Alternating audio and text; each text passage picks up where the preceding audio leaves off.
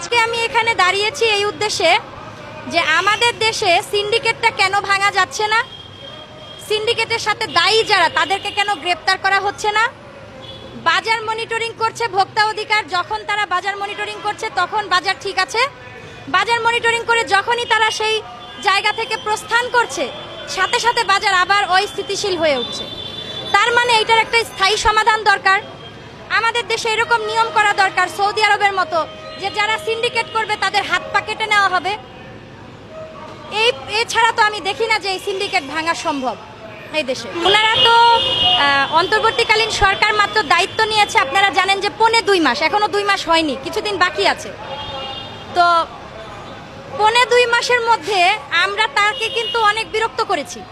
কিছুদিন করেছে আনসার বাহিনী, কিছুদিন করেছে এই যে রিক্সাওয়ালারা, আবার এর দাবি ওর দাবি, এখন আবার পাহাড়িরা শুরু করেছে। তো আমরা কিন্তু এই সরকারকে কাজ করার কোনো সুযোগ দিচ্ছি না। ধন্যবাদ জানাই সরকারকে যে তিনি এই সিদ্ধান্তটি গ্রহণ করেছেন যে সেনাবাহিনী 2 মাসের মতো ম্যাজিস্ট্রেটের দায়িত্ব পালন করতে পারবে। আমি বলবো যে 2 মাস নয়, আগামী 2 বছর পর্যন্ত এই দায়িত্বটা তাদেরকে দেওয়া হোক, এবং যতদিন পর্যন্ত তাদের লাঠির বাড়ি না খেয়ে সিন্ডিকেট না ভাঙছে ততদিন তারা রাস্তায় কাজ করুক, কোনো সমস্যা নেই।